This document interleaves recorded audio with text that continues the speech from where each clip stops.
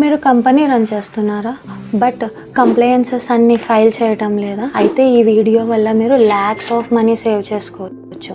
ఎందుకంటే ఇండియాలో ఉన్న కంపెనీస్ అన్నీ భారీ పెనాల్టీస్ పే చేస్తున్నాయి, అది కూడా జస్ట్ ఆర్ఓసి ఫైలింగ్స్ మిస్ చేస్తున్నందుకు. కానీ ఇప్పుడు గవర్నమెంట్ ఒక కొత్త వన్ టైం ఆపర్చునిటీ తీసుకొచ్చింది. దీనివల్ల మీరు పెండింగ్ కంప్లైన్సెస్ అన్నీ క్లియర్ చేసుకోవచ్చు.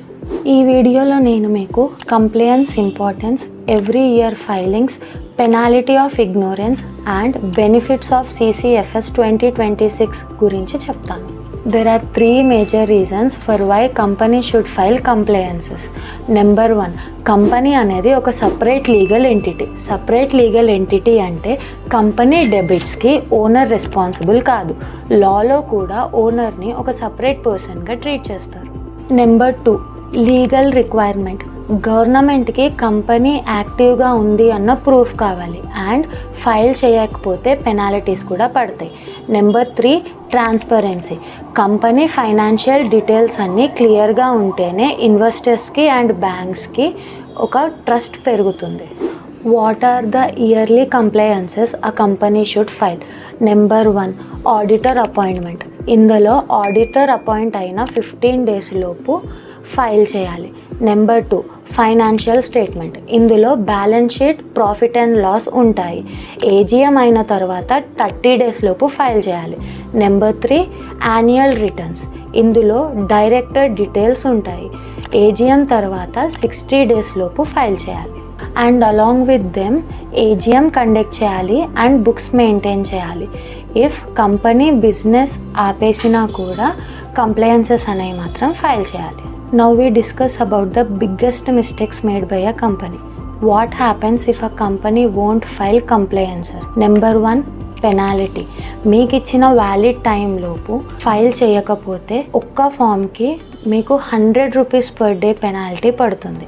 అంటే 1 year డిలే చేస్తే ఒక్క ఫామ్కి మీరు 36,000 పే చేయాల్సి వస్తుంది. Number 2, directors disqualify. అంటే 5 years వరకు కంపెనీ రన్ చేయలేరు. Last, legal problems. మీకు నోటీస్ రావచ్చు, లీగల్గా యాక్షన్ కూడా తీసుకోవచ్చు. అందుకే కంప్లైన్సెస్ అనేవి ఒక చిన్న విషయం కాదు, మీకు ఒక చాలా పెద్ద లాస్ క్రియేట్ చేస్తుంది. కానీ ఇప్పుడు మీకు ఒక గుడ్ న్యూస్. గవర్నమెంట్ ఒక కొత్త స్కీమ్ తీసుకొచ్చింది. దాని పేరే CCFS 2026 scheme.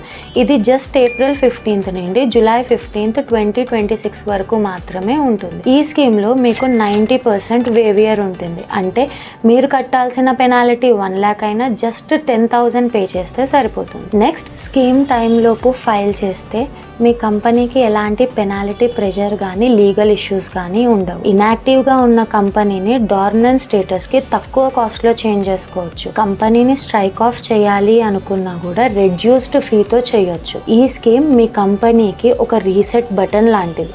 Lastly, what happens if you miss this opportunity? July 15th 2026 తర్వాత పెనాలిటీస్ మళ్ళీ ఫుల్ అమౌంట్కి వస్తాయి. అంటే నో వేవియర్, నో రిలీఫ్.